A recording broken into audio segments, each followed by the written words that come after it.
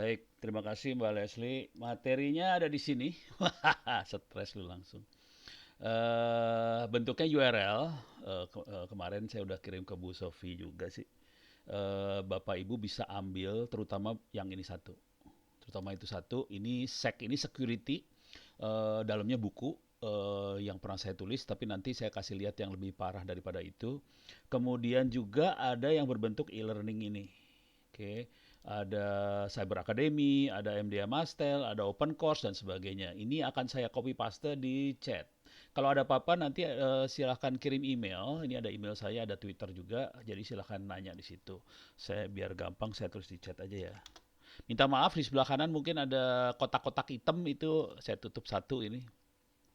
Ini saya sambil monitoring chat, jadi saya bisa monitor kalau Bapak Ibu ada pertanyaan atau komentar langsung juga silakan posting aja. Tapi jangan jangan panjang-panjang susah baca.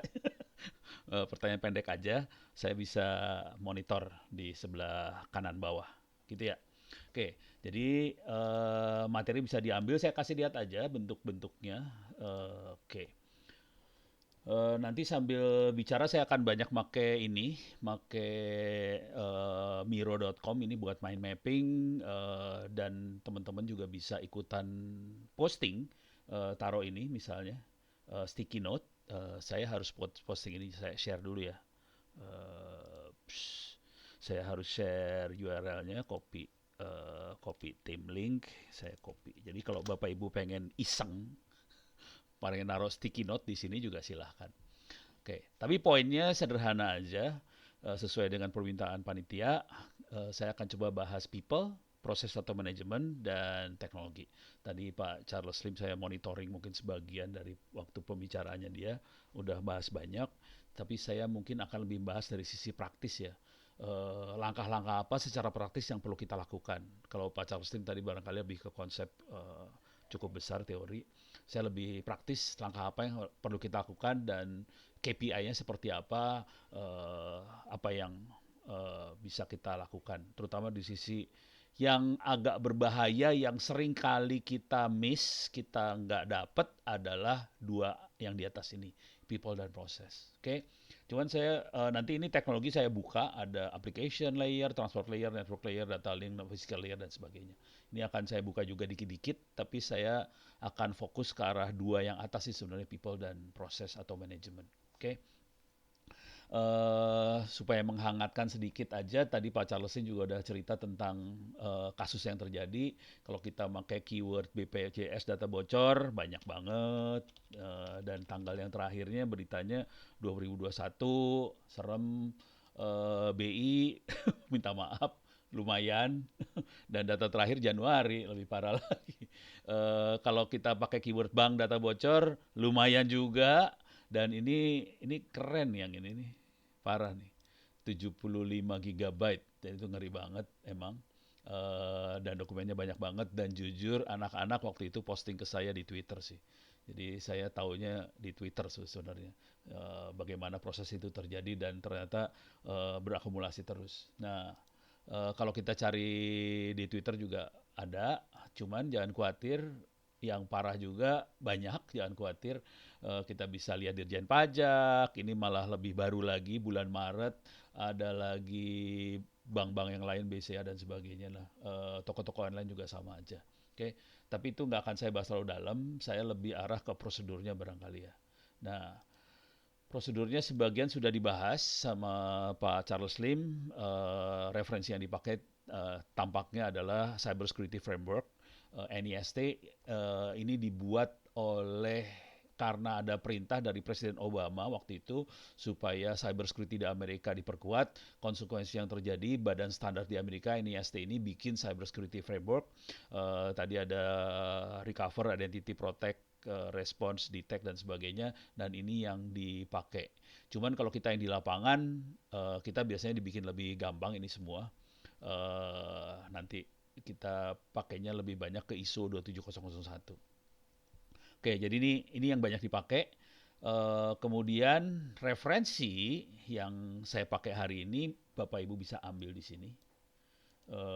LMS Ono Center ORID /pustaka/doc/security. Di sini terutama yang belakangnya ada tulisan XIT, ini bentuknya dokumen. Ini saya paste ya, biar bisa diambil. Oke, yang XIT belajar hacking, framework untuk meningkatkan cybersecurity dan infrastruktur itu adalah ya NIST tadi sebenarnya, tapi dalam bahasa Indonesia. Kemudian juga keamanan jaringan. Oke, jadi 3 ini silahkan diambil. Kalau mau yang bahasa Inggris juga ada di sini. Bahasa Inggris ini kebetulan ada slide saya yang saya pakai buat ngasih workshop di Asia Pasifik waktu itu. Bisa diambil. Oke, jadi kira-kira seperti ini bisa diambil semua. Atau saya kasih lihat dikit lah, icip-icip lah ya. Oke, Bapak Ibu mungkin lebih fokus ke arah sini. Saya ambil tiga-tiganya biar kebayang. Oke, itu keamanan. Saya akan, alah, bentuknya bukan download berarti bentuknya. Kita lihat di online ya. Ini keamanan, ini buku.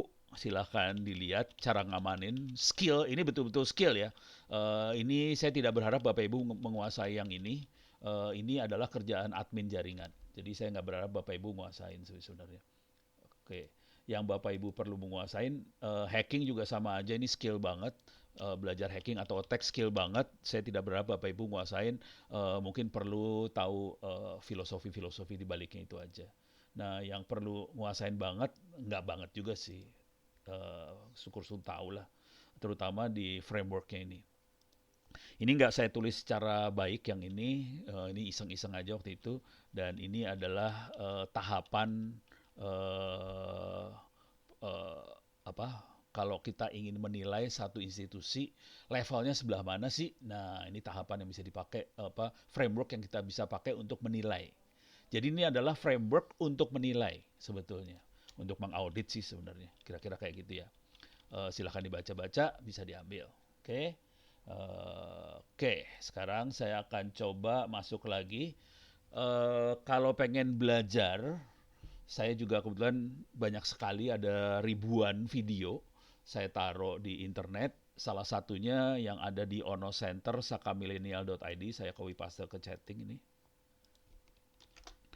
Nah, yang di Ono Center sakamillennial.id ini isinya video-video yang agak vulgar banget, bentuknya sangat kasar, tentang teknik menyerang.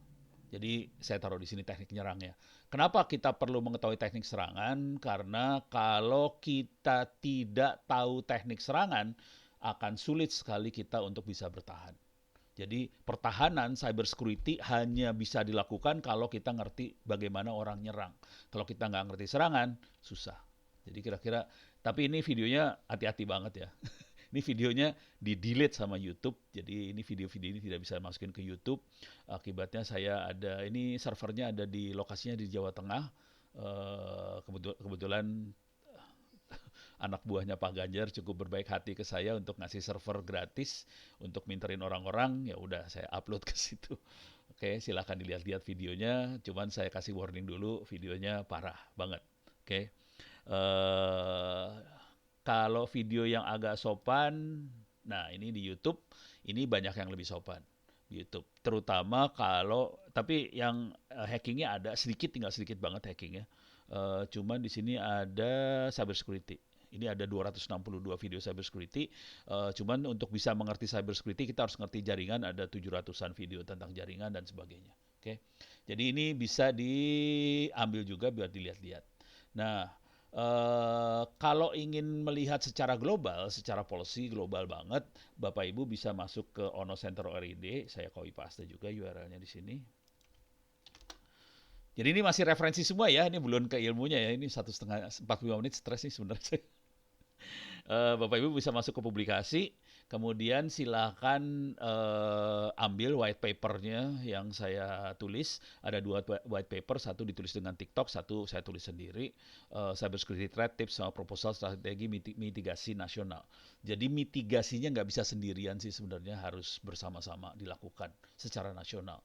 Oke, saya akan klik yang ini aja, yang lebih gampang. Secara umum tadi juga Pak Charles Lim sudah ngasih lihat, masalah paling besar, serangan paling besar adalah yang ini sih sebenarnya, phishing. Oke, ini serangan yang paling besarnya ini sih, phishing. Oke, yang lain agak di bawah dari itu. Dan phishing dalam bahasa sederhananya kira-kira gini, ditipu. Jadi serangan paling besar adalah user sih sebenarnya yang diserang dan tekniknya adalah nipu. Kira-kira gitu ya. Jadi sebenarnya pertahanan yang harus diperkuat adalah user sama prosedur sih sebenarnya. Kalau teknologi, ya oke, kalau punya duit oke. Tapi kalau nggak punya duit juga bisa. Dengan teknologi yang apa adanya juga bisa sih sebenarnya. Oke, ini udah. Oke, saya masuk sekarang. Ini Saka Milenial yang tadi. Oke, kalau Bapak Ibu pengen lebih serius belajar, nah ini yang buat yang serius belajar, Bapak Ibu bisa masuk ke Saber Academy. Di sini kebetulan saya udah ada 3 batch, ratusan orang yang ikut sih sebenarnya. Cuman yang ini berbayar, nggak mahal sih, cuman berapa ya, 400.000 apa 500.000. Selama 8 atau 10 kali pertemuan lah kira-kira. Tapi kalau Bapak Ibu pengen yang gratis, orang Indonesia kan gitu ya, cari gratis nggak apa-apa. Oke, ini, nah untuk gratis Bapak Ibu bisa masuk ke Mastel, MDA Mastel. Saya taruh di sini juga. MDA Mastel adalah Mastel Digital Academy. Di dalamnya ada course tentang cyber security. Ini ada cyber security awareness, ada network security. Ada dua ini. Yang cyber security awareness itu buat end user, buat orang biasa aja.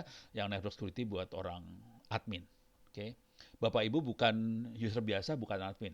Bapak Ibu adalah pimpinan sih sebenarnya. Jadi beda tekniknya. Tekniknya seperti ini, seperti yang sekarang. Kalau end user akan beda, ini akan beda. Jadi ada 3 nanti yang harus kita olah. Satu adalah end user, satu admin, satu pimpinan. Kira-kira kayak gitu. Supaya cyber security-nya bisa ngeklik semua dan on track semuanya. Oke, kalau tempat yang lain lagi ada di Open Course ITTS ACD. Oh ya, ini semua bisa di-copy gratis loh ini. Oke, saya kasih paste di sini. Nah, di sini ada course namanya Cyber Security. Oke, mudah-mudahan bisa saya klik sini. Nah, ini Internet Safety buat end user, buat orang biasa. Di sini diajarkan tentang dasar-dasar keamanan informasi, perilaku aman di dunia online, cyberbullying itu apa, kalau kecanduan konten negatif gimana, keamanan password, keamanan email, keamanan gadget, perangkat bergerak, keamanan media sosial, dan VPN dan sebagainya. Ini buat orang biasa. Kalau boleh saran, semua ini bisa di-copy. Jadi kalau BI Institute misalnya pengen copy, bikin e-learning server sendiri, silakan. Pertanyaannya bayar berapa? Bayarnya pakai doa sesudah sholat, beres. Oke, yang penting adalah mengerjakan kuis ini supaya para pimpinan tahu peta gambaran tentang pengetahuan tentang cybersecurity dari end usernya seperti apa. Dan materi yang di sini silahkan ditambahkan dengan materi yang sesuai dengan kebutuhan BI. Oke, dan ini dilakukan juga sama teman-teman di enterprise yang lain seperti Telkomsel apa segala macam juga polanya seperti itu. Jadi mereka bisa ngopi. Kebetulan yang awal bikin gara-gara seperti ini Telkomsel sih sebenarnya waktu itu. Jadi Telkomsel ngundang saya, no, bisa terangin nggak ke pegawai Telkomsel? Emang pegawainya ada berapa? Sekian ribu orang lah.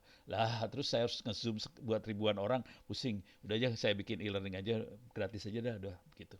Jadi ini bisa dipakai dan kita bisa ngerjakan si pegawai, karyawan dan sebagainya bisa mengerjain kuis. Kuisnya kira-kira kayak gini. Saya akan coba ya, continue lesson time ya, biar ini buat ini. Nah, ini kira-kira kayak gini ya. Pertanyaan-pertanyaan bisa ditambahin, cuma 15 soal, kalau nggak salah cuma sekitar 20 menit kali ya, dapat 30 menit lupa.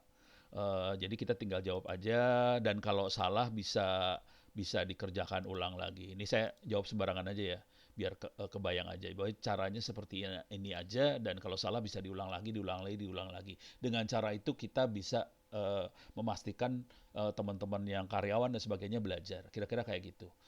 Silahkan kalau mau pakai open course ITTS juga silahkan. Kalau mau di-copy ke servernya BI juga silahkan, nggak masalah. Oke. Nah, khusus buat admin, tadi ini bukan buat Anda yang pimpinan, khusus buat admin jaringan, di sini juga ada kuliah cyber security. Nah, di sini yang rada horor, saya kasih gambaran tentang teknik belajar cyber security itu sendiri seperti apa. Pertama-tama kita perlu belajar yang namanya teknik jaringan, tapi yang levelnya advance. Oke. Dan ini jujur jarang diajarkan di kampus-kampus. Saya berapa kali ngasih workshop, saya nanya langsung ke pesertanya, emang di kampus kalian nggak pernah diajarin? Jarang. kebanyakan kampus bentuknya lebih ke arah gambaran umum aja.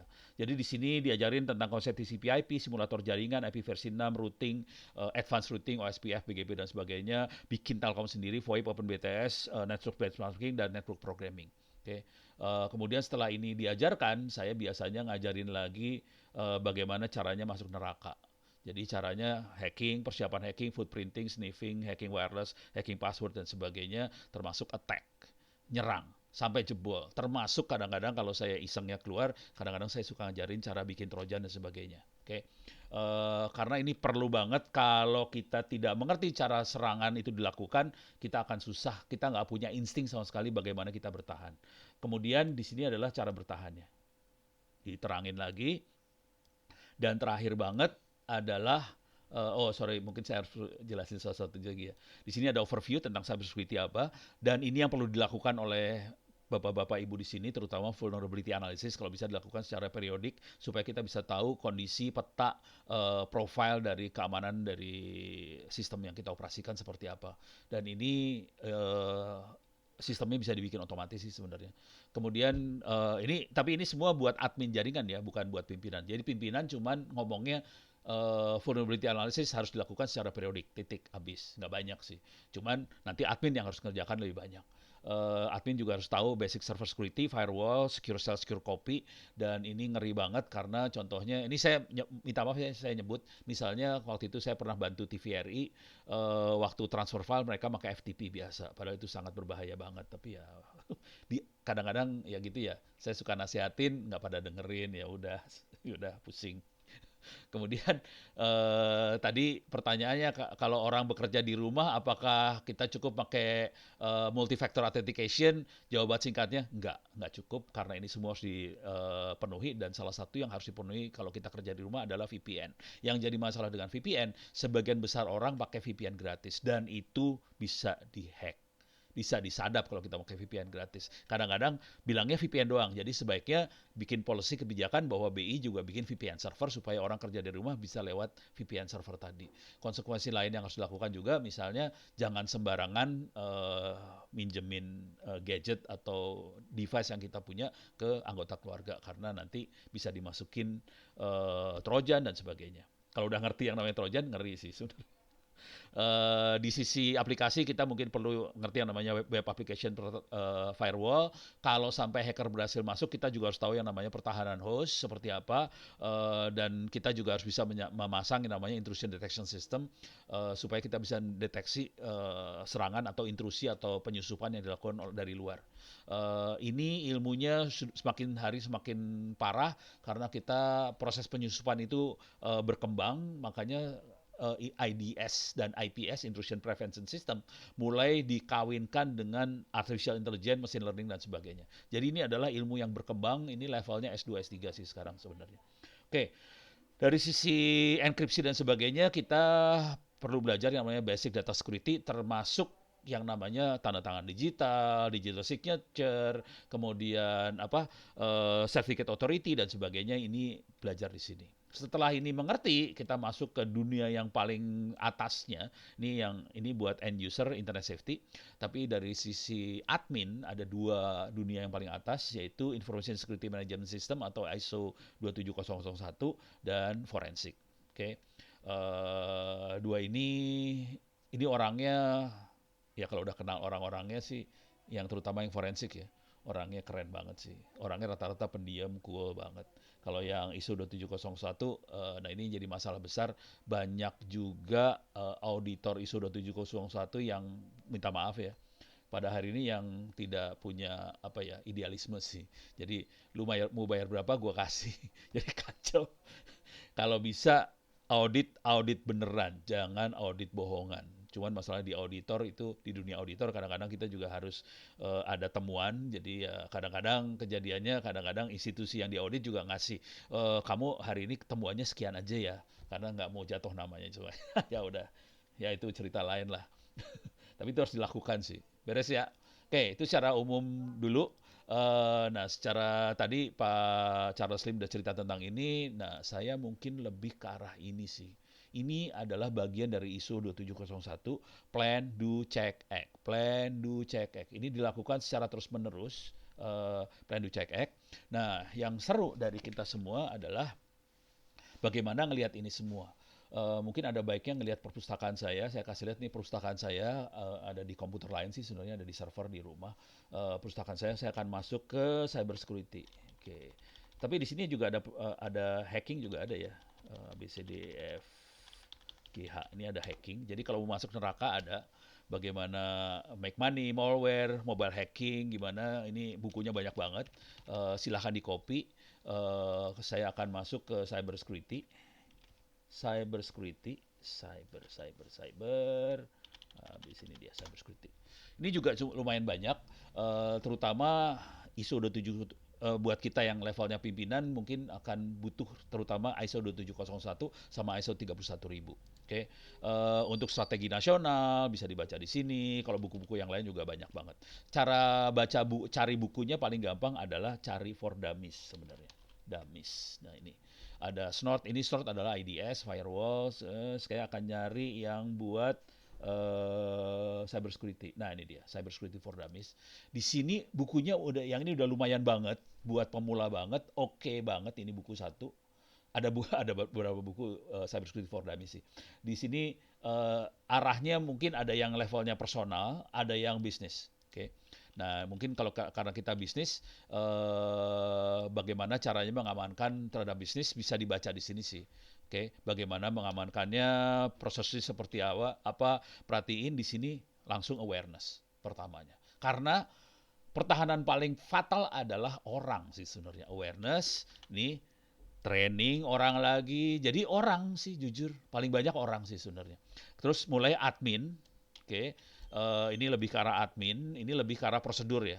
Prosedur admin, ini prosedur lagi. Jadi kalau kita perhatiin yang namanya cyber security, banyaknya adalah manusia dan prosedur, bukan teknologi. Saya ulang lagi ya, paling banyak sebenarnya manusia dan prosedur, bukan teknologi. Teknologi nggak penting banget sih sebenarnya. Kalau orangnya jago, teknologi sederhana pun bisa aman sih sebenarnya kalau orangnya jago. Yang jadi masalah kan bagaimana membuat orang jago. Nah, itu yang pening kepala urusannya.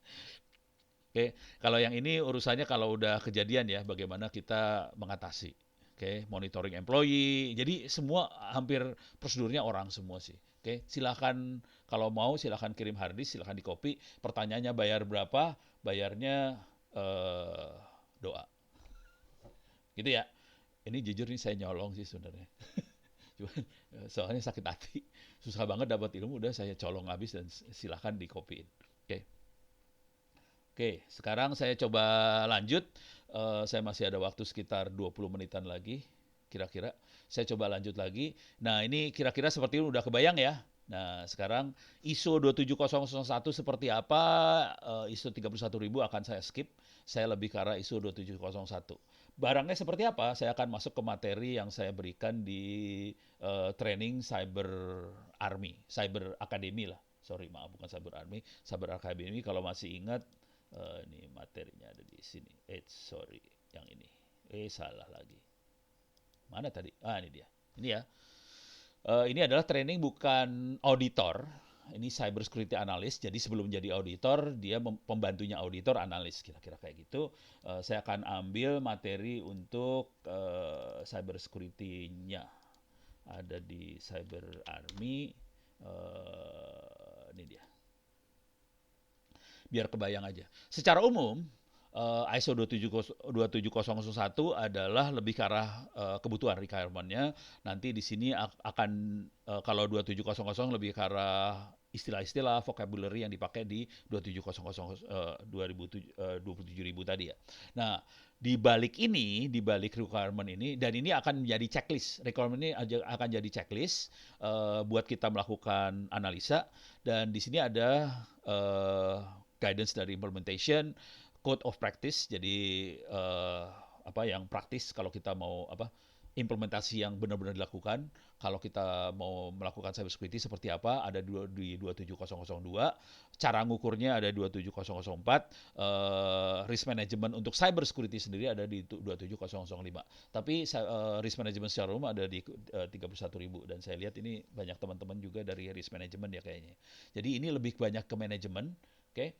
Dan kalau mau jujur, teknik yang saya pakai, saya sih orangnya, saya lebih ke orang ini ya sebenarnya, lebih ke seniman sih sebenarnya. Jadi kalau saya jujur, saya waktu itu ngikutin workshop sama teman-teman ISO 27001, di kelas saya tidur. Soalnya saya nggak kuat. Itu ternyata yang bisa ikut dan kuat adalah orang-orang akuntansi ternyata.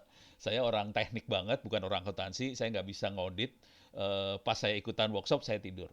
Jadi teknik yang saya pakai supaya supaya hidup saya enak, ini saya buka rahasia aja ya. Supaya hidupnya enak, saya cari ini aja, 27001, bisa googling template. Nah, ini kuncinya sih sebenarnya. Jadi kalau udah urusan manajemen, kita mainnya template aja. Cari template-templatenya kalau bisa Excel. XLS. Oke. Ini kayak gini-gini ya. Nih, saya coba lihat aja bisa di-download nggak. Nah ini, wah ini bayar Ada yang gratis, supaya hidup saya gampang, saya ambil aja yang sudah ada di perpustakaan saya. Sorry, salah. Oh, saya buka. Oke, saya masuk lagi, PQRS TUVW, data library 2, buku. Ini perusahaan saya, Cyber Security. Oke, saya masuk ke ISO 27001. Di sini ada beberapa Excel. Oke, di sini ada auditor checklist Excel, ada business continuity checklist Excel dan sebagainya. Jadi caranya cari Excelnya, kemudian isi Excel tadi. Saya akan buka Excelnya aja biar kita bisa lihat bentuknya seperti apa, dokumen apa yang perlu kita siapkan, dan kita harus audit juga, bukan hanya dokumen doang, tapi kita juga harus audit ke lapangan. Ini dilakukan beneran apa enggak ya? Misal, ini contoh aja ya. Management Direction for Information Security. Apakah ada policy untuk information security? Oke, di sini ada dokumen. Nah, ini yang relevan, apakah comply? Cari referensinya, kasih komentar. Jadi ini masalahnya comply. Ini masalahnya lebih ke arah compliance ya. Jadi ini compliance, dan ini perlu banget karena kalau tanpa ini kita nggak bisa nilai sih kondisi kita seperti apa. Jadi satu, policy, kemudian di dalam organisasi apakah ada pembagian tugas untuk information security, ada segregation of duties, pemisahan tugas. Jadi kan nggak boleh ya orang merangkap tuh kan nggak boleh. Ya, apakah ada pembukaan apakah comply terhadap itu? Jadi ini semua adalah checklist yang disiapkan di ISO 27001. Silahkan Anda pakai, terus Anda implementasikan di checklist ini. Oke. Saya nggak akan terlalu banyak masuk ke sini, paling nggak udah kebayang kan, dan saya yakin sebagian besar dari Anda mungkin udah tahu lah yang kayak ginian. Nah, kenyataan hidupnya, kalau kita mainan cyber security benerannya, kita biasanya, saya sama teman-teman biasanya lebih parah dari itu. Kita ngetesnya betul-betul ngetes beneran. Saya sambil cerita aja. Saya bikin lab aja sekarang. Ini laboratorium yang saya bikin. Ini softwarenya free, namanya GNS3, GNS3. Saya punya server, saya punya Kali Linux. Kali Linux adalah sistem operasi yang biasa kita pakai untuk melakukan attack, serangan maupun audit. Jadi ada banyak software sistem operasi yang seperti itu. Salah satu yang terbaik adalah Kali Linux. Ini bisa diambil gratis di internet. Tinggal tulis Kali Linux, bisa di-download gratis. Saya klik di sini ya, klik ini. Jadi Anda bisa download sih sebenarnya. Ini gratis, bisa di-download. Sekarang saya, ini servernya sendiri. Ini servernya, saya coba cek dulu. IP address-nya adalah 192.168.0145. Oke, saya masuk lagi sekarang saya akan masuk ke Kali Linux-nya itu sendiri. Ini adalah Kali Linux-nya, bentuknya seperti ini Kali Linux. Kalau Anda pakai Kali Linux, di sini sebelah kiri atas ada tulisan application, itu adalah aplikasi-aplikasi yang disiapkan di sistem operasi. Sistem operasi yang normal, aplikasinya mungkin adalah Office, dengerin lagu, browser, dan sebagainya kali ya. Kalau yang ini aplikasinya agak berbahaya banget, information gathering, vulnerability analysis, web application firewall, database assessment. Ini adalah kalau tadi Pak Charles Lim bilangnya adalah kill cycle apa kayak gitulah ya, siklus pembunuhan. Tapi ini sudah dimasukkan dalam bentuk aplikasi, tinggal kita pakai nih proses ini. Jadi memang proses pertama kali sebelum kita melakukan serangan adalah kita melakukan proses mata-mata, information gathering, kita analisa DNS, intrusion detection system, intrusion prevention system, live host identification, network port scanner. Ini yang paling berbahaya adalah OSINT, open source intelligence, berbahaya banget karena dia akan mengeksploit semua data yang ada di internet, yang ada di Facebook, segala macam, dieksploit untuk melakukan profiling tentang sasaran yang akan diserang. Kemudian kita juga bisa melakukan router analysis, ini file sharing analysis, termasuk juga printer sharing dan sebagainya, SMTP buat mail, SNMP buat router, kemudian SSL. Kemudian setelah ini dianalisa, kita mulai melakukan yang ini. Dan dua ini seringkali dilakukan oleh BSSN dan teman-temannya juga. Sorry, 1, 2, 3, 4. 4 ini dilakukan oleh BSSN dan teman-temannya untuk melihat profil tentang keamanan kementerian lembaga yang ada di Republik Indonesia. Jadi BSSN punya tim untuk melakukan vulnerability analysis dan mereka melakukan 4 ini. Kalau teman-teman BI dan teman-teman IT-nya BI bisa melakukan itu sendiri, akan lebih baik lagi. Soalnya kita butuh punya orang dalam yang bisa mengevaluasi diri sendiri juga. Jadi toolnya disiapkan di sini, ada information gathering, vulnerability analysis, ada web application analysis, kita ada web vulnerability scanner, ada crawler, directory brute force, dan juga kita punya database assessment, kita bisa hajar database-nya, kita evaluasi database-nya bisa ditembus atau enggak. Setelah ini dievaluasi, kita mulai melakukan serangan benerannya. Serangannya ada yang bentuknya password attack, ada yang ini passwordnya bisa offline, online, bisa passing hash method, bisa profiling, pakai word list dan sebagainya. Oke. Ini saya tutupin dulu biar ada ini. Kalau wireless di sini cuma kebetulan ada dua. 802.11 itu Wi-Fi dan Bluetooth. Sebetulnya wireless bisa NFC, bisa juga OpenBTS dan sebagainya. Kita bisa menyadap, tapi harus diinstal tambahan kalau di Kali Linux. Kali Linux yang lama built-in, tapi yang baru kita harus nambah. Tool buat menyadap 2G, 3G, 4G, 5G segala macam juga ada sih sebenarnya. Oke. Jadi ini kita mulai serangan seperti ini. Serangan yang lain yang akan berbahaya banget adalah exploitation tools. Ini yang berbahaya sekali. Dan salah satu contohnya kalau kita bisa pakai Metasploit, ini di atas ada Metasploit, kita bisa MSS payload seperti itu, kita bisa membuat sendiri Trojan dan kita bisa nyerang dengan Trojan yang kita buat. Kebetulan ya ini bagian dari proses belajar. Kalau saya lagi ngajar kadang-kadang kepaksa saya harus ngajarin cara bikin Trojan. Cuma dengan catatan murid-muridnya harus disumpah dulu. Kalau Anda melakukan itu ya siap-siap masuk neraka atau denda atau masuk penjara dan sebagainya. Soalnya berbahaya banget. Kisahnya atau saya kasih lihat sedikit ya Trojannya. Tapi dari web aja saya nggak akan praktekkan karena waktunya sedikit sekali. Saya bisa masuk MSF, itu adalah Metasploit Project yang tadi di sini, dan kita bisa masuk ke tadi Pak Charles Sim juga sempat nulis ada Meterpreter, saya perhatiin. Meterpreter itu yang dipakai di Metasploit, dan kita bisa, salah satu contoh di sini adalah saya bisa attack Android handphone, dan ini kita bisa yang ini kasih lihat. Ini adalah teknik buat bikin trojannya. Jadi trojannya misalnya eh, Bank BRI atau Bank BCA atau bank apa mereka punya aplikasi buat internet banking, kita bisa download aplikasi internet bankingnya berbentuk APK, kemudian kita masukin trojan ke dalam aplikasi itu. Caranya masukinnya seperti ini. Oke.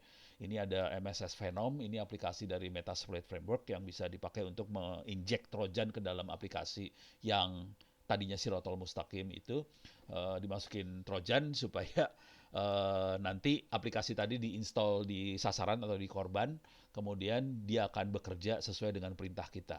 Nah, kalau sampai berhasil diinstal, jadi teknik supaya aplikasi bisa masuk, kita tekniknya bisa berbentuk ini aja ya, misalnya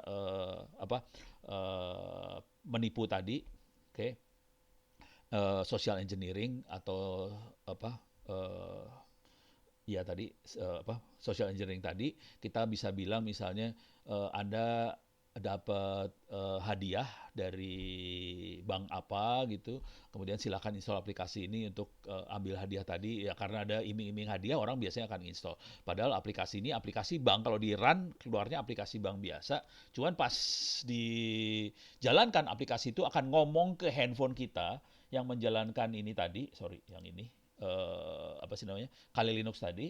Dan setelah ngomong ke Kali Linux, di Kali Linux kita jalankan Metasploit Framework Console dan kita sudah jalankan exploitnya, sudah ready, dan nanti si smartphone korban akan berbicara sama handphonenya kita, dari sisi kita langsung masuk ke handphonenya korban walaupun handphonenya kondisinya standby, warnanya hitam layarnya, nggak keluar apa-apa, tidak bereaksi apa-apa, kayaknya diem. Nanti dari Kali Linux kita bisa cek root, apakah handphone korban itu di root, kita bisa geolocate, kita bisa tahu handphone korban ini lokasinya ada di mana, keluar informasinya, kita bisa ngedam semua pembicara call yang pernah dilakukan, kita bisa ngedam bentuk file ya, berbentuk file, nanti ke download ke komputer Kali Linux kita, SMS yang pernah dilakukan, bahkan kita bisa kirim SMS dari handphone itu tanpa orang yang pegang handphone tahu bahwa handphonenya dipakai oleh kita untuk kirim SMS, dengan nomor tujuan kemana gitu, serah, bisa dilakukan. Dan yang lebih parah adalah kita bisa mengontrol webcam dari handphone tadi. Kita bisa ngasih perintah webcam stream, bisa misalnya webcam kita ada dua ya, satu dua depan belakang, kita bisa snap ke salah satu handphone webcam tadi, kemudian kita stream.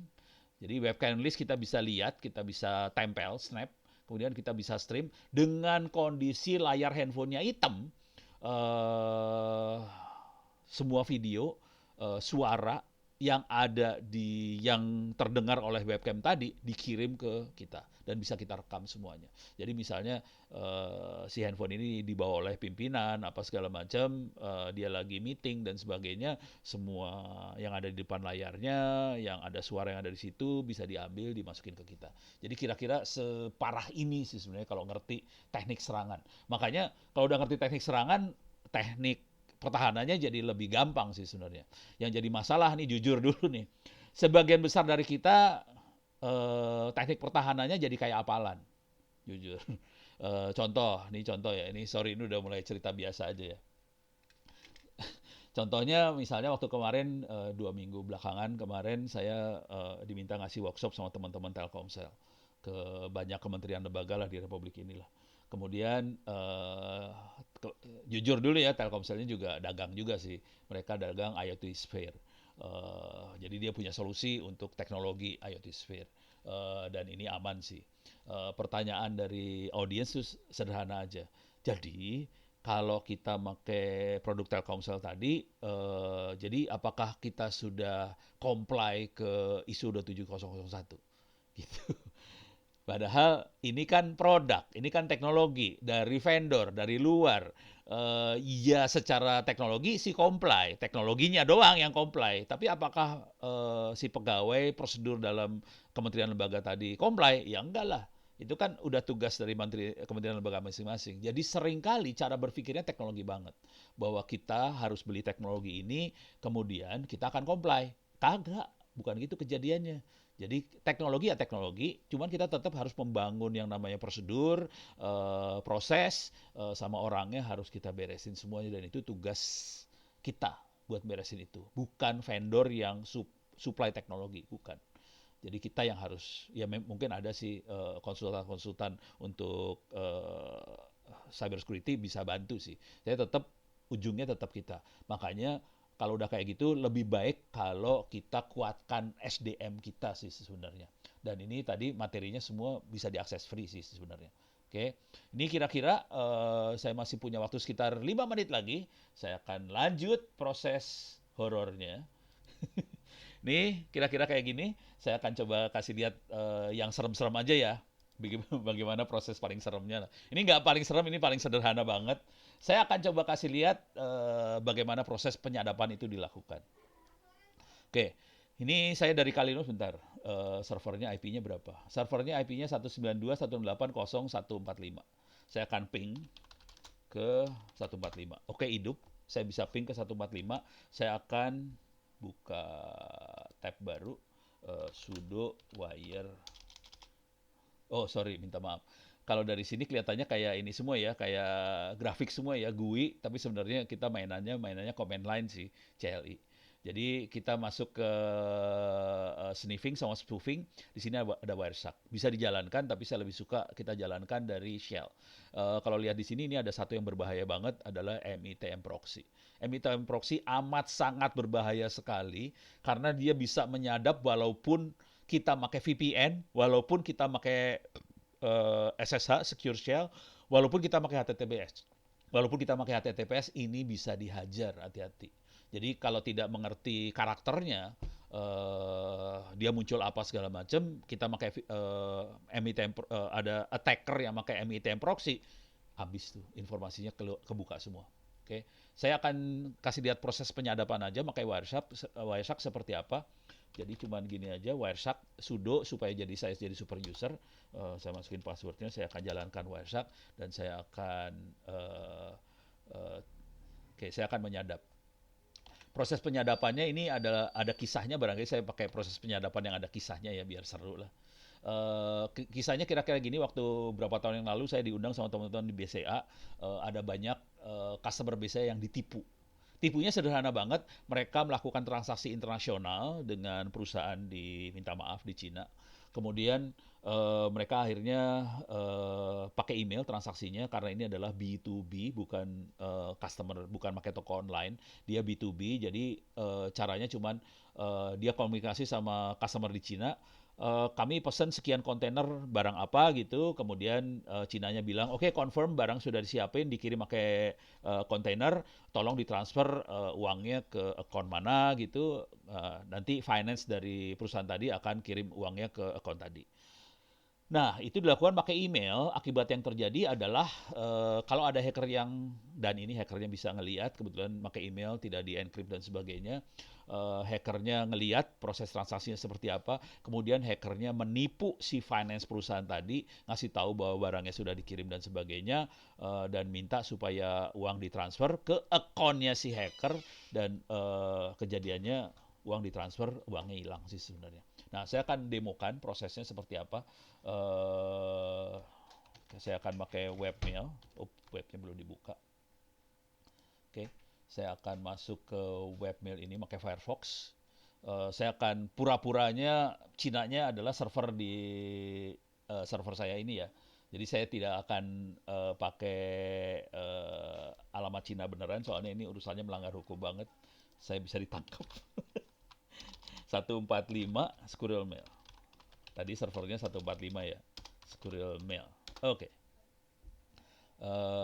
Mudah-mudahan masuk. Oke, masuk. Nah, sekarang saya ini dulu. Saya sadap mulai dilakukan. Untuk pemula biasanya saya cuma butuh capture start sama analyze doang. Saya akan capture start. Ini udah mulai dijalankan capture-nya. Sekarang saya akan mulai bentar. Oke, saya akan login dulu. Anda nggak bisa lihat passwordnya apa. Padahal sniffernya bisa lihat ya. Ini kelihatannya nggak kelihatan. Sniffer bisa lihat, jangan khawatir. Nah, ini mailnya masih kosong, nggak ada email sama sekali. Sekarang saya akan coba kirim email sambil disadap. Telnet ke 14525. Oke, saya masuk ke server sekarang. Hello, ini saya harus kasih identitas. Dan proses ini semuanya didokumentasikan di RFC Editor. Ini standar protokol internet sih sebenarnya. Hello, saya hacker yang jahat banget. Kalau mau lebih serius jangan gitu, bisa aja saya pakai misalnya bi.go.id. Bisa. Saya bisa jadi BI loh. Hati-hati. Dan saya bisa pura-pura misalnya ini ada mail from Joko, saya pakai ini ya. Jokowi at presiden Jadi proses menipu kira-kira kayak gini sih sebenarnya, yang parah dan orang banyak ketipu kayak gini doang. Oke, terus kita receipt to ono at korban.com. Oke, terus data. Saya akan kirim data from Jokowi at Presiden RI. Mohon izin Pak Ono Ya, waktu habis ya. mengingatkan bahwa ya waktu Ntar nih saya pemaparan selesai dikit ya nanti. biar kelihatan hasilnya ya. Ya baik. Ono at korban.com. Sorry, ban.com. Subjek ditipu misalnya, ditipu. Itu ya. Salah ngetik ya. Pokoknya ini beritanya kayak gini dan beritanya dibikin meyakinkan supaya orang nerima dengan senang hati. Saya akan kirim mailnya. Oke, saya quit. Oke. Sekarang saya lihat dulu di sini. Oke. Saya lupa nyadap. Kok nggak ada? Ini sadapannya nggak ada nih.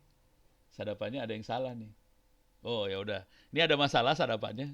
Soalnya tadi buru-buru banget sih. Cuman mudah-mudahan di sini keluar hasilnya. Oke, keluar. Nih emailnya bisa kelihatan. Bayangkan kalau orang yang biasa nerima email seperti ini pasti, waduh, saya nerima dari Jokowi. Ini jujur waktu itu saya ngasih demo ini di teman-teman intelijen. Saya bilang di awalnya saya lagi nipu ya, bohongan ya. Yang di depan kan jenderal, belakangnya mulai ada kolonel dan paling belakang biasanya letnan dan sebagainya. Itu di belakang letnan-letnan segala macam ngomong bisik-bisik satu sama lain. Gila ya, Pak Ono dapat email dari Pak Jokowi. Buset, padahal saya udah ngomong jelas-jelas saya bohong, masih pada percaya gitu. Gitu. Jadi prosesnya kayak gini banget, nerima email kayak gini luar biasa banget, orang pasti langsung kelepek. Bayangkan kalau ini yang ngirim adalah penipu dari Cina tadi yang minta kita transfer duit. Oke, waktunya sempit habis. Mudah-mudahan bisa Ya, bermanfaat. Terima kasih banyak. Bila itu Assalamualaikum warahmatullahi wabarakatuh. Saya kembalikan pada Mbak Lasi. Terima kasih. terima kasih Pak Ono atas pemaparannya. Mungkin bagi Bapak Ibu peserta yang ingin bertanya boleh langsung raise hand. Semoga nggak pusing. Iya, udah ada yang raise hand dari Oh, Ibu Susi. Kepada Ibu Susi kami persilakan untuk bertanya kepada Pak Ono. Ya, sebentar. Makasih Mbak Lesi. Assalamualaikum warahmatullahi wabarakatuh. Selamat Waalaikumsalam. siang Pak Ono. Siap. Ini Pak Ono nih guru saya nih, tapi mungkin Pak Ono muridnya banyak, jadi mungkin udah lupa sama saya. Punten, maaf. Nggak apa-apa Pak, kita pernah ketemu waktu itu saya lagi pendidikan, terus Bapak yang jadi Oh, menilai paper saya. di BI Institute. Oh iya, Ya, iya, ya. siap. Iya. Sehat Pak. Alhamdulillah. Alhamdulillah. Ya, ini menarik sekali nih sebenarnya teman-teman yang disampaikan oleh Pak Ono pada kita tadi. Pak Ono sebenarnya banyak membawakan secara implisit Pak Ono ini mau menyampaikan bahwa ilmunya tuh banyak sekali ya Pak. Iya. Kemudian dan caranya itu ternyata mudah sekali kalau kita tahu ilmunya. Cara untuk melakukan hacking itu tuh mudah sekali ya Pak ya. Dan saya tertarik nih dengan kata-kata Pak Ono yang soal ini Pak, dari people, proses, dan teknologi. Kita memang banyak bersandar pada teknologi ya Pak. Itu Iya. betul, itu tidak dipungkiri gitu. Dan kita belakangan ini kita terus disadarkan bahwa sebenarnya yang menjadi matters itu adalah people dan proses ya Pak. Iya. Tidak hanya people, ternyata proses juga matters gitu. Iya. Nah, saya jadi kepikir Pak Ono, saya juga jadi kepikiran dengan bahasa Inggris. Dulu zaman saya lah ya Pak ya, bahasa Inggris itu kita terbata-bata gitu ya Pak ya. Bisa bahasa Inggris tuh suatu effort yang luar biasa teman-teman. Tapi mungkin di antara teman-teman yang sekarang ini banyak milenial nih, Pak Ono udah bahasa Inggris tuh ya biasa aja gitu. Saya jadi terpikir soal digitalisasi ini Pak Ono. Jadi apakah sebenarnya untuk bisa mencapai suatu people dan proses yang cukup mumpuni gitu ya Pak ya, kita harus kayak bahasa Inggris gitu Pak Ono. Jadi nggak perlu suatu ilmu yang kayaknya memang ada ilmu-ilmu basic ya Pak ya, yang harus kita tahu dan kemudian katakanlah terus diupdate, dan ini ternyata bukan miliknya bukan eksklusif miliknya teman-teman IT gitu, tapi ini untuk semua orang, terutama ya dalam satu organisasi tentu ya Pak ya. Kalau di dalam satu organisasi ya miliknya organisasi itu. Nah, apakah seperti ini ya Pak Ono cara kita melihat perkembangan perkembangan menuju digitalisasi ini dan kemampuan people dan prosesnya itu? Karena mungkin artinya kita perlu juga nih Pak Ono mengubah cara kita untuk menghadapi apa ya, cyber attack lah misalnya. Mungkin Ya. itu Pak Ono dari saya, kalau boleh pencerahannya Pak. Terima kasih Bu Susi. Langsung jawab aja ya Mbak Lasi Iya, ya. Oke, silakan. terima kasih Bu Susi. Jujur dulu nih, ya bahasa Inggris penting. Cuman karena waktu saya ngajar, saya kan ngajar, saya dosen. Udah gitu dikerjain suruh jadi wakil rektor lagi. Aduh, parah dah. Tapi poin yang paling mendasarnya gini. Ya, betul bahasa Inggris. Kenapa bahasa Inggris? Karena sebagian besar ilmu yang ada di dunia bahasa Inggris.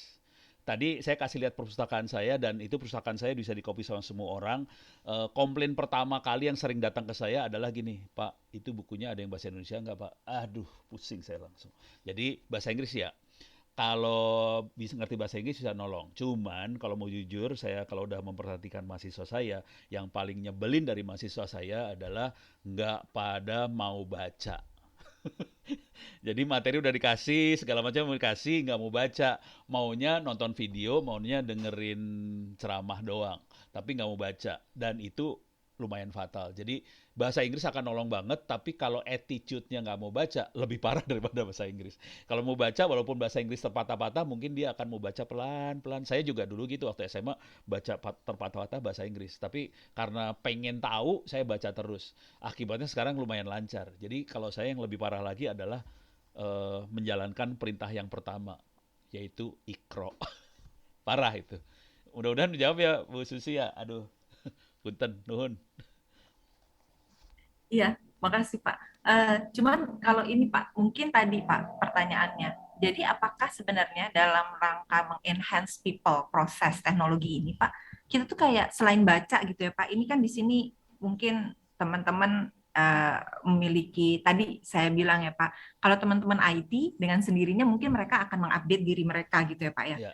Tapi kalau untuk teman-teman yang non IT, apakah itu perlu ada suatu kayak apa ya Pak ya, tadi kayak kelas bahasa Inggris gitu Pak. Jadi tapi ini kelasnya kelas Oh, tentang enhancement, kelas tentang bagaimana sih cara kita menyikapi apa ya, awareness terhadap apa ya, digitalisasi ini, iya awareness Pak, terhadap ya. tangan sibernya. Nah, berarti kan apa harusnya ada suatu kayak itu Pak. Untuk bisa ahli bahasa Inggris kita harus latihan gitu ya Pak Iya. ya. Untuk bisa paham, aware dengan si cyber ini, kita mesti paham juga. Nah, pahamnya itu ternyata nggak cuman kayak ya itu Pak, nggak cuman kayak ya baca-baca dikit-dikit, tahu dikit-dikit, dengar dikit-dikit. Mungkin nggak Iya. bisa gitu ya Pak. Gimana Pak Ono? Kalau saya ya aku saya takutnya gini kalau kalau kita bikin kelas bahasa Inggris jadi kesannya kayak saya sudah belajar bahasa Inggris dari SMP, SMA belajar lagi, waktu universitas belajar lagi, nanti di BI belajar lagi. Saya takutnya ada kesan kayak gitu buat pegawai loh. Walaupun memang itu dibutuhkan ya. Kalau saya lebih cenderung ke arah ini sih sebenarnya. Eh, Membuat bahasa Inggris jadi bagian dari kelas tadi. Tapi kita nyebutnya bukan kelas bahasa Inggris. Tapi mau nggak mau dia harus ngerti bahasa Inggris supaya bisa ngerti kelas tadi. Misal, kita bikin kayak forum diskusi lah soal cyber security. Tapi dalam forum ini yang saya lakukan di kampus ya, saya minta anak-anak coba yang paling blow on adalah suruh ngerjain soal ujian. Tapi itu bahasa Inggrisnya kurang. Kalau yang lebih kerasa bahasa Inggrisnya adalah pada saat saya bilangnya gini, kalau mau lulus Anda bisa juga tidak ujian, tapi Anda bisa nulis. Nah, waktu nulis ini referensinya mulai banyak bahasa Inggris nih. Jadi untuk mencapai KPI yang dicapai, mau nggak mau dia harus pakai bahasa Inggris supaya itu hasilnya lebih bagus gitu. Jadi kita nggak bilangnya bahasa Inggris. Saya takut kalau bukan, saya ngeri takut kesannya merendahkan. Bayangin lo pegawai BI masa suruh belajar bahasa Inggris, itu aja saya takutin, itu aja sih. Tapi nggak tahu sih, terserah kalau saya mau. Cuma saya takut itu aja. Walaupun Iya, yakin itu dibutuhin banget sih. ya, ya. Noted Pak Ono. Tadi berarti poinnya sebenarnya diskusinya kali ya Pak ya. Jadi Iya, sebenarnya hanya klasikal, hanya ujian tuh mungkin kurang kurang kurang ya boleh. kurang masuk ya, tapi Ya, diskusinya gitu poinnya ya Pak ya. ya diskusi, sharing, dan kalau bisa mereka jadi memproduksi knowledge. Berbentuk tulisan kah, berbentuk apa gitu. Dan kalau mau gombal bisa gini Bu, kalau mau gombal banget sih ya. Mereka suruh nulis segala macam, diposting di internet, dihajar sama satu republik. Serem tuh, nulisnya harus bagus soalnya. Dan saya kayak gitu ke mahasiswa saya suruh nulis semua. Kalau dihajar sama satu republik kan mikir 2-3 kali dia. Kepaksa ngerjaannya serius.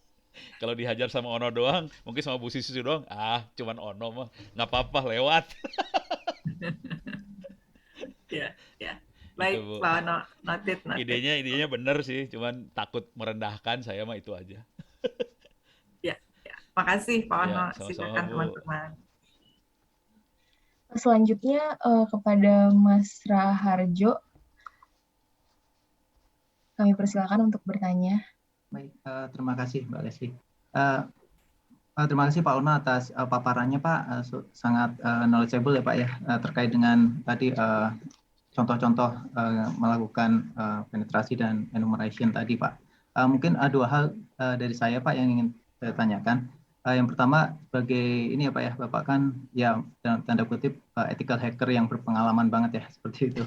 Namun saya mau Itu tanya Pak, gimana batasnya tipis sama masuk neraka. Pak, yang pertama Pak, gimana Pak kalau suatu institusi itu bisa ketika meng-hire profesional hacker atau mungkin meng-grooming hacker itu bisa dipegang komitmennya Pak? Bagaimana cara memegang komitmen seorang yang inilah pakar cyber atau dalam tanda kutip ethical hacker seperti itu supaya dia tetap menjaga kerahasiaan ketika dia berada di ini ya, bargaining power-nya yang tinggi seperti itu terhadap institusi. Hal yang kedua Pak, mungkin yang saya tanyakan tadi sempat disinggung terkait sama Bank Indonesia kan saat ini menggunakan MFA multi-factor authentication Pak. Tapi sebetulnya mungkin dari sudut pandang Bapak kurang aman atau seperti apa gitu. Alternatifnya apakah ada alternatif lain yang lebih aman Pak, misalnya menggunakan kriptografi atau meningkatkan security level yang lain. Terima kasih Pak. Serius ya. Yang tadi multi-factor authentication, ya saya cara berpikirnya gini ya. Kalau mau lebih aman sih kalau bisa pakai exchange public key, private key tapi 2 arah. Jadi kayak HTTPS, kalau HTTPS kan cuman ininya doang ya. Cuman servernya yang ngasih key ke kita ya. Kita ngecek ke CA itu. Kalau HTTPS gitu ya. Tapi si user tidak di authenticate pakai key tadi. Jadi salah satu teknologinya adalah tapi ini kalau ini dikerjain rumit sih jangan. Tapi kira-kira cara berpikir saya adalah lebih ke arah autentikasi 2 arah tapi pakai enkripsi. Dan itu parah banget. Kalau two factor authentication tuh kalau dia kayak dia ngecek ulang pakai media lain kan, kira-kira kayak itu. Untuk sementara saya multi-factor authentication oke aja, cuman tetap salurannya itu kan bukan mengenkripsi saluran. Multi-factor authentication, saluran kan tidak dienkripsi. Salurannya masih bisa kelihatan. Jadi yang tadi waktu saya ngomong awal, saya lebih ngomongnya ke arah tolong dienkripsi pakai VPN. Gitu. Jadi multifaktor oke. Tapi kalau mau yang lebih ekstrim pakai itu ya. Enkripsi key-nya ya. Tapi itu ekstrim, kasihan nanti usernya bisa pingsan kalau pakai gituan. Terus pakai VPN. Dah, sementara yang itu. Itu yang buat multifaktor. Satu lagi yang buat ethical hacking, kalau saya cenderungnya kalau bisa orang dalam ada yang bisa. Kalau bisa sih orang dalam ada yang bisa. Itu lebih ideal karena kita bisa pegang orangnya. Nah, kalau kita mau ngambil dari pihak ketiga dari luar, saya cenderungnya akan kayak kita rekrut pegawai sih sebenarnya. Saya akan ngomong ke saya pengen tahu reputasi dia. Jadi saya ngomong dulu ke klien-klien dia yang lain. Jadi kan dia pasti ngasih ini kan, saya udah pernah ngetes ini, ya gua tanya aja ke misalnya ke BRI atau kemana, ini orang gimana, bagus nggak sih? Jadi kita, ini jujur di antara kita caranya gitu sih. Jadi kita biasanya akan nanya lewat jalan belakang, lewat backdoor, lewat jalan belakang, ini orang gimana nih, bagus nggak? Dan jujur di antara kita biasanya KKN banget. Pakainya si ini bagus orangnya gitu. Minta maaf kalau udah dunia yang ini karena ini urusannya trust. Urusannya bisa dipercaya kagak. Jadi KKN-nya parah banget sih. Tapi jangan KKN yang negatif ya, kalau bisa ini KKN yang positif gitu. Kira-kira gitu Mas Raharjo, mudah-mudahan lumayan. Kalau boleh saran gini, nanya juga ya. Anda pernah gabung ke anak-anak underground gitu nggak sih? Punya kenalan dengan anak-anak di bawah tanah gitu, hacker-hackernya? Eh, saya pribadi Pak ya. Eh, Ya, ada ada. ada Ya, kenal. ya udah kalau ada ya kalau ada jadi itu jadi channel buat teman-teman juga sih. Kan nggak mungkin channelnya lewat Onon ntar. Itu aja sih buat mastiin aja. Ya, makasih banyak Mas Raharjo. Mudah-mudahan menjawab. Selanjutnya Pak Ono, kita sudah mendapatkan pertanyaan di chat room. Ini ada dari Mas Wahmi. Apakah mungkin kami sebagai internal control officer mendapatkan pelatihan tersendiri terkait cyber security, termasuk mampu aplikatif untuk melakukan attacking dan hacking? Serius nih. Ya nggak masalah sih, bisa aja itu mah. Saya kasih ini ya, kasih beberapa referensi lah yang agak berbahaya. Tadi teman-teman Cyber Army, oke. Ini salah satu, ini Cyber Army ini sebetulnya mitranya BSSN juga. Cyber Army lebih ke gerombolan yang melakukan apa? eh Pentest sih sebenarnya. Cuman untuk belajar bisa ngubungin teman-teman Cyber Academy. Ini satu. Ini bisa. Kalau gerombolan yang lain yang lumayan oke juga adalah secureIT.id. Ini juga gerombolannya gila juga, gede juga. Cuman beda banget sama Cyber Army ya. Kalau Cyber Army mereka lebih ke bug hunter sama pentest kira-kira kayak gitu. Kalau Cyber Army lebih ke arah bug hunter pentest. Mereka jam terbang untuk audit ISO 27001-nya nggak setinggi teman-teman security. Kalau security ini, mereka punya jam terbang hampir 20 tahun dan mereka adalah supplier buat TNI dan sebagainya. Mereka bikin alat sih sebenarnya. Jadi mereka bikin alat, coba gue bisa lihat nggak ya? Ada Research Development Education, ada Solution. Jadi di Solution ini mereka bikin alat sih sebenarnya. Bikin firewall, apa segala macam, bikin sendiri. Cuman mereka juga ada education, jadi trainingnya ada. Oke. Cuman mereka bikin alat. Jadi produknya salah satunya ada alat seperti buat intrusion detection system segala macam dan itu bikin sendiri semua. Jadi ini barangkali salah satu apa ya pabrik cyber security di Indonesia yang lumayan besar. Oke, ini security. Terus kalau satu lagi, bentar saya rada lupa nih. Saya harus si Dimas ini yang biangnya. Cuman emailnya saya lupa nih. Bentar. Mudah-mudahan saya lihat Dimas bukan Dimas ini bukan. Banyak Dimas Indonesia. Nah, ini nih sebenarnya ini orangnya nih. Kuncrut. Nah, ini Rudex. Ini Dimas Kusuma, Rudex. Saya akan balik lagi ke sini, saya Rudex. Ini yang ketiga. Jadi tiga ini yang oke sih sebenarnya. Kalau mereka Rudex ini juga bisa audit, bisa bikin alat, bisa ngasih training juga. Jadi ada produknya, ada alatnya, ada trainingnya dan sebagainya juga. Jadi ada tiga ini yang saya lihat lumayan oke. Gitu. Kira-kira itu mudah-mudahan kebayang deh. Saya ulang ya, namanya Cyber Army atau Cyber Academy. Cyber Army buat pentestnya, Cyber Academy buat sekolahnya. Kalau security dua-duanya semua. Satu lagi rudex.com. Gitu. Mudah-mudahan bisa menjawab. Pada Pak Wahmi, apakah pertanyaannya kira-kira sudah terjawab? Sudah sih Mbak, terima kasih. Ya, Ini baik. ada tentang PC Windows yang jarang antivirusnya gimana? Saya nggak baca Iya, atas. ini ada pertanyaan dari Bapak Ian. Oh, Mohon izin bertanya bagaimana caranya kita memastikan bahwa gadget, handphone, tablet, PC, dan lainnya tidak terinfeksi virus, malware, trojan, dan sejenisnya. Hal ini khususnya terhadap gadget selain PC Windows yang jarang antivirusnya. oke. Ini jujur dulu ya. Gadget saya nggak pakai antivirus. Dan nggak kena juga sih sampai sekarang, aman-aman aja. Eh, jadi kuncinya adalah di disiplin kita sih sebenarnya. Jadi kita harus disiplin, jangan kepo, jangan apa-apa diklik. Intinya itu. Kalaupun ngeklik, kalau kita mau download sesuatu, pastikan download dari Play Store. Kira-kira kayak gitu. Dan kalau itu dilakukan, aman sih sebenarnya, relatif aman. Saya sih aman-aman aja. Kalau boleh saran, handphone yang kita pakai buat kerja, dipakai buat kerja aja. Jangan dipakai buat macam-macam lagi. Itu relatif aman sih sebenarnya. Gitu ya, kira-kira kayak gitu. Jadi yang paling penting, paling pertama adalah jangan kepo sih sebenarnya. Nah, tapi kalau kita pengen aman, lebih aman lagi, ya mungkin bisa pakai antivirus dan sebagainya. Cuman saya jujur PC saya nggak ada antivirus, handphone saya nggak ada antivirus, server saya nggak ada antivirus semuanya. Semuanya aman-aman aja. Selama kita disiplin, itu aman sih sebenarnya, relatif aman. Cuman kalau Anda kan di kantor ya, yang harus berinteraksi dengan banyak orang, ya mungkin probabilitas untuk dapat serangannya jadi lebih tinggi.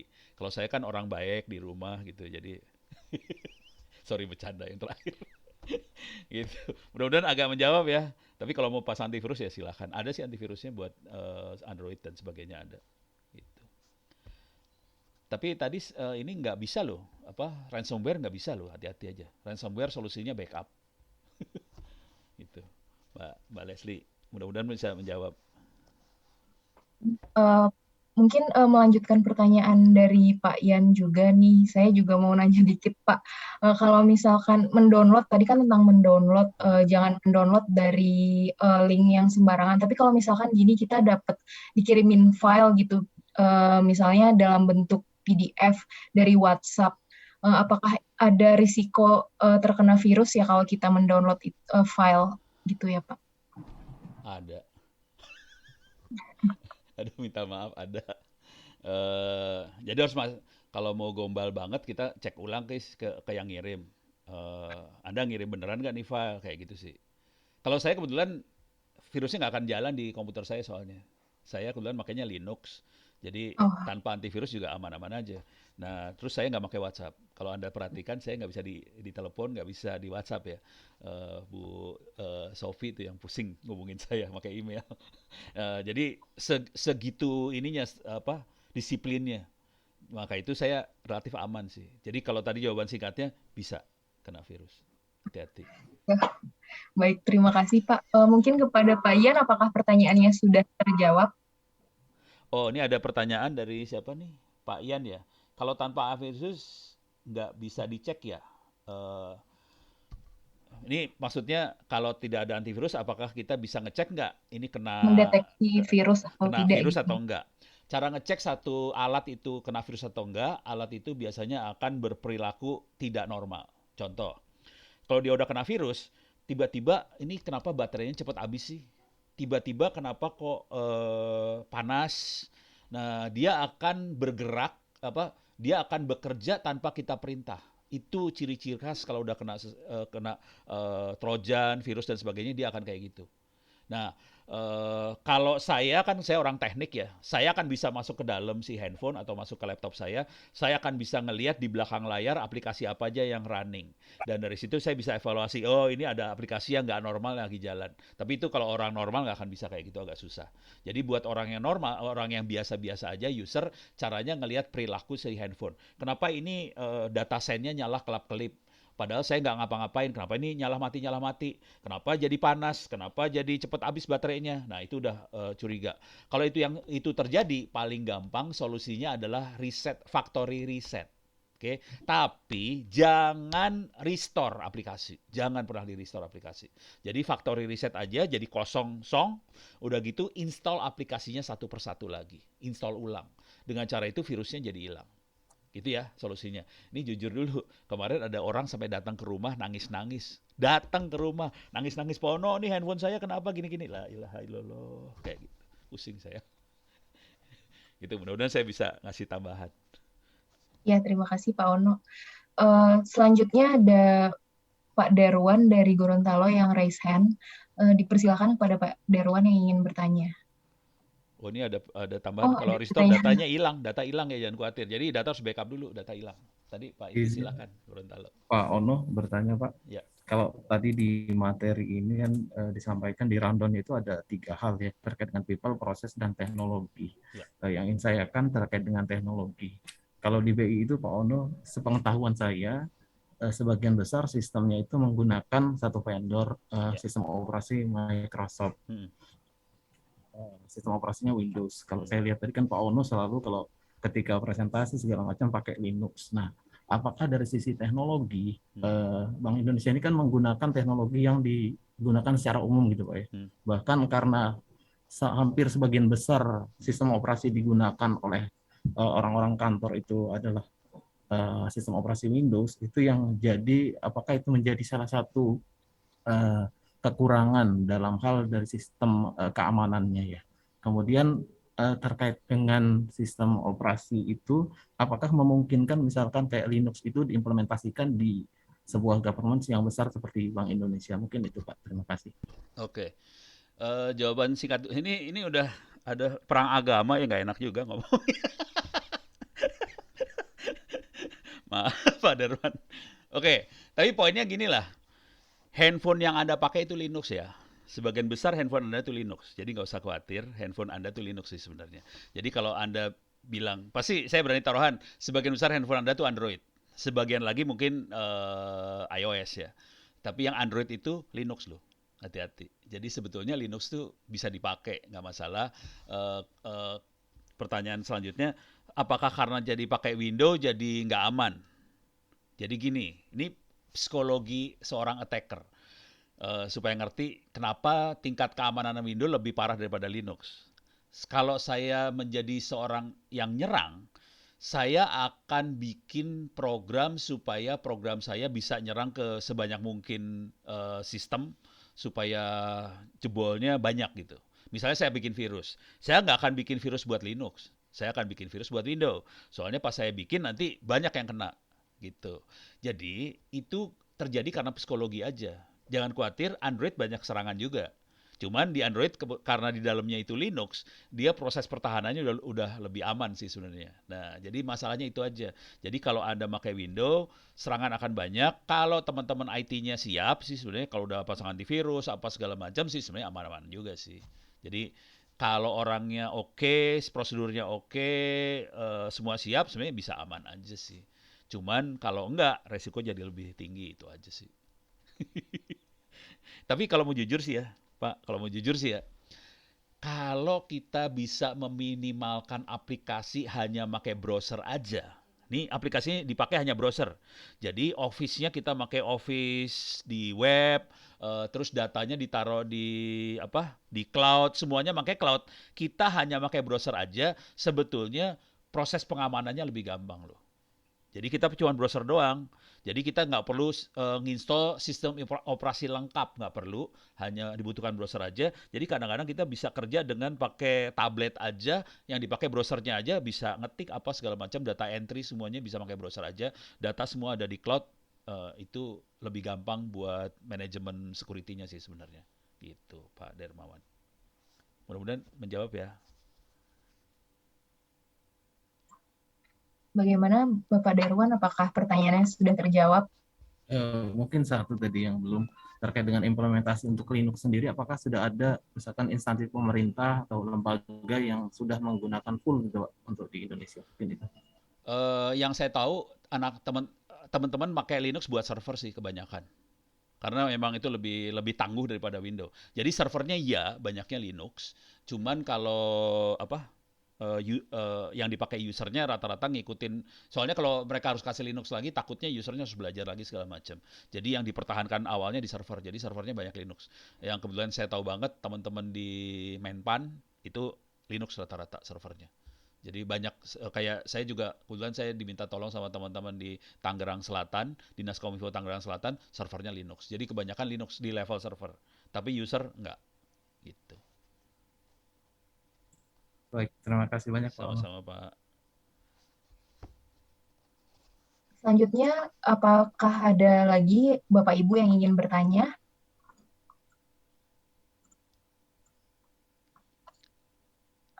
Mungkin sudah jelas semua kali ya.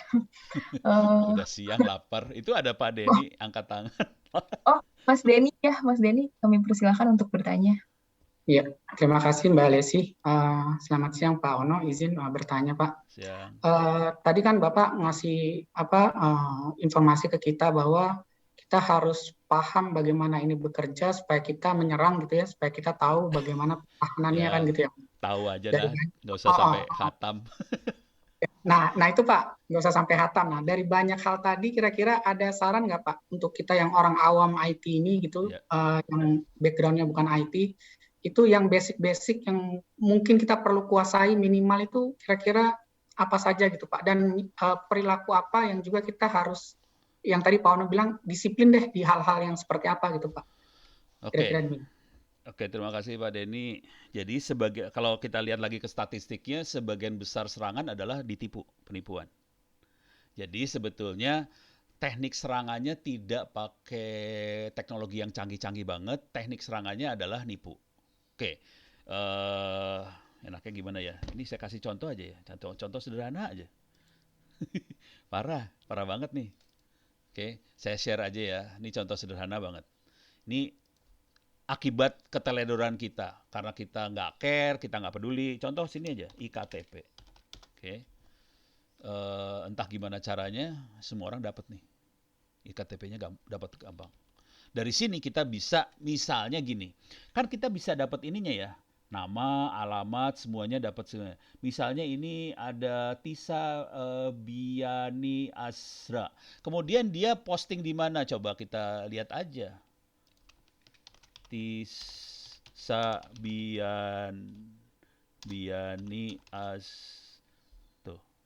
Oh, artis serius. Gue kagak tahu. Kita bisa profiling dia. Terus nanti siapa yang connect sama dia, siapa aja. Dari itu informasi, teleponnya ada lagi, geblek lagi. Aduh, ini parah banget. Jadi kayak gitu caranya. Jadi kita tidak menyadari bahwa informasi yang kita lepas itu bisa dieksploitasi sama orang yang nyerang. Contoh serangannya kira-kira kayak gini.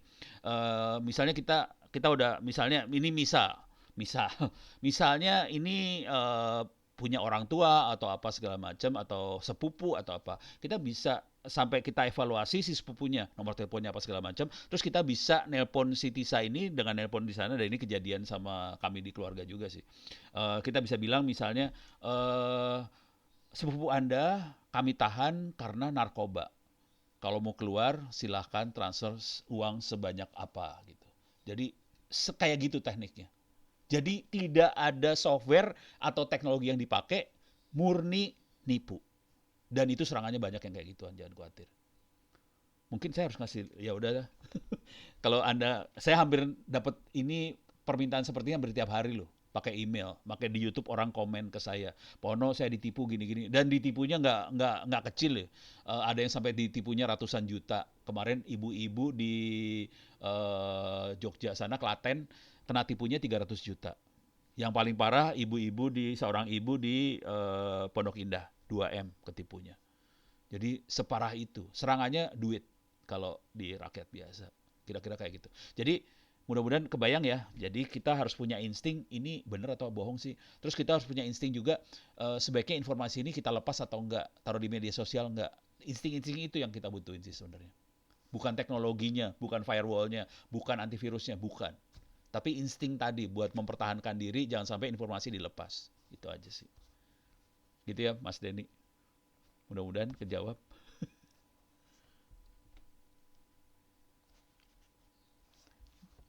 Iya, bagaimana Mas Denny? Apakah pertanyaannya sudah terjawab?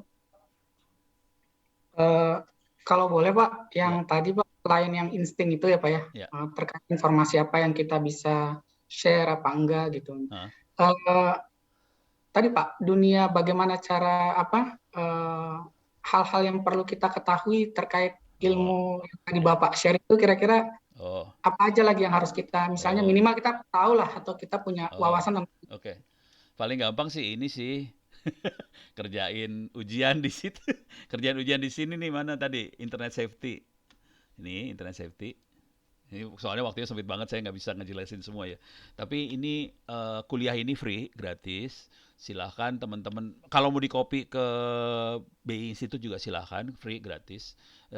Ini teman-teman, namanya internet safety, saya kasih nama internet safety, artinya keamanan, bukan information security, beda ya. Ini keamanan berinternet aja. Di sini penjelasan tentang keamanan informasi sederhana, keamanan pribadi seperti apa, kiat memproteksi diri dari ancaman cyber, memblokir situs porno. Kemudian di sini adalah perilaku aman di dunia online, menjaga agar reputasi online kita tidak babak belur, mewaspadai ranjau cinta. Ini yang paling hajaran paling gila tuh di sini.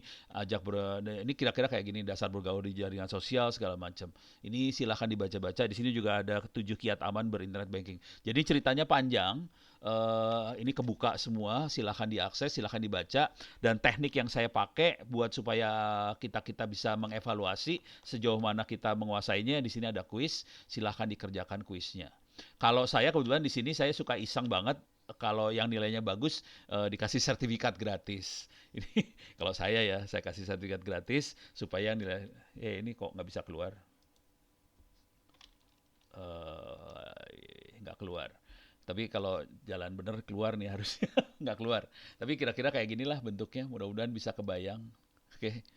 Minta maaf, ini waktunya sempit banget, saya nggak bisa jelasin satu-satu jadinya. Ya, Terima kasih Pak Ono. Sama-sama. mungkin ada Bapak Ibu lainnya yang masih ingin bertanya. Kita masih ada waktu sampai 12.30.